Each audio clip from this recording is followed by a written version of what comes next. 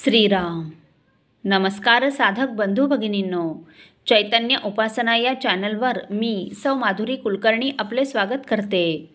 या चॅनलद्वारे आपण सोमवार ते शनिवार श्री ब्रह्मचैतन्य गोंदवलेकर महाराज यांचे शिष्योत्तम परमपूज्य श्री केशवराव बेलसरे तथा बाबा बेलसरे यांच्या दृढनिश्चयात्मक साधन व संपूर्ण समर्पण या पैलूंनी ओतप्रोत आनंद साधना या आत्मचरित्रात्मक साधन वृत्तांताचा आस्वाद घेत आहोत. तसेच रविवारी श्री महाराजांच्या काही भक्तांचे अनुभव ऐकत आहोत.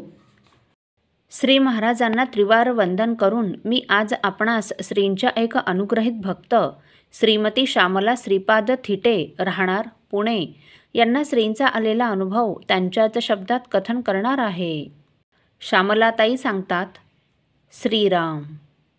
यंदाच्या विधानसभा निवडणुकीच्या दिवशी मतदान करून पुण्याहून मी माझ्या मुलीकडे कल्याण येथे जाण्यास निघाले होते. स्वारगेट स्टेशनवर माझ्या मुलाने मला सोडले.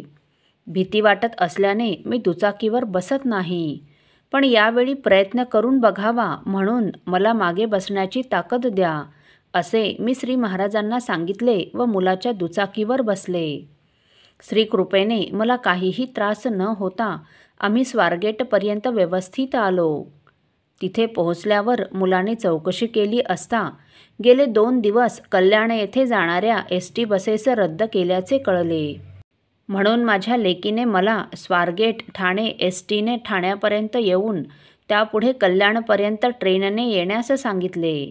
म्हणून मी पुणे ठाणे STच्या रांगेत तिकिटासाठी उभे राहिले.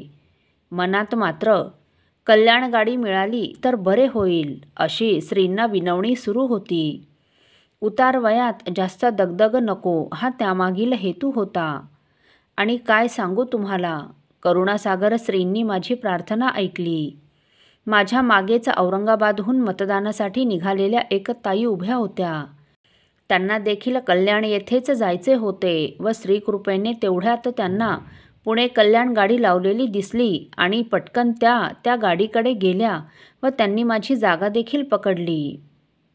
अशा प्रकारे विशेष दगदग न होता श्री महाराजांच्या कृपेनेच मी माझ्या मुलीकडे त्यांच्या लग्नाच्या 25व्या वाढदिवसाच्या आनंद सोहळ्यात सहभागी होऊ शकले व त्यामुळे माझ्या मुलीला, जावयांना व नातवंडांना सर्वांनाच खूप आनंद झाला व मला देखील समाधान लाभले. श्री महाराजांच्या प्रेममय कृपेशिवाय हे शक्य तरी होते का? श्रीराम समर्थ. साधकजन हो, श्यामलताईंच्या नात्यातील जेरे मास्तर हे श्रींना शिकवायला होते व ताईंच्या वडिलांची मुंज श्रींनी स्वतः लावलेली असून त्यांना प्रसाद म्हणून एक टोपी दिली होती.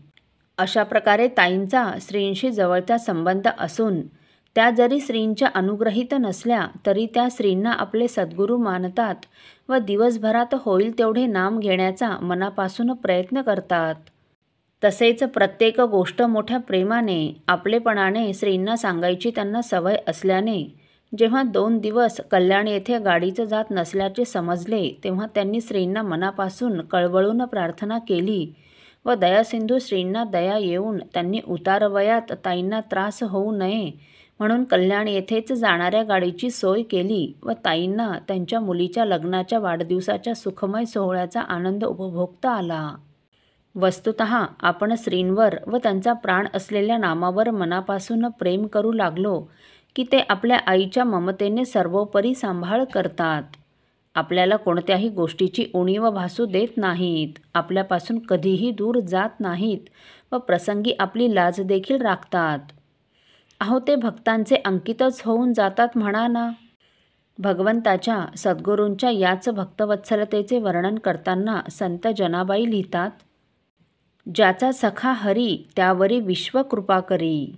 उणे पडो नेदी त्याचे वारे सोसी आघाताचे. तया वीण क्षणभरी कदा आपण नव्हे दुरी. अंगा आपुले ओढोनी त्याला राखे जो निर्वाणी. ऐसा अंकित भक्तांसी म्हणे नामयाची दासी. असो. साधक हो, आपल्यापैकी कोणा श्रींच्या भक्तांना श्रींचे असेच काही अनुभव आले असतील तर इतर साधकांचे श्री महाराजांवरील व त्यांचा प्राण असलेल्या नामावरील प्रेम वृद्धिंगत व्हावेत या पवित्र हेतूने आपण मला ते 9422843253 अथवा सुनील दादांच्या 9892608401 या व्हॉट्सअप नंबरवर कळवावेत अशी नम्र विनंती. श्रीराम समर्थ.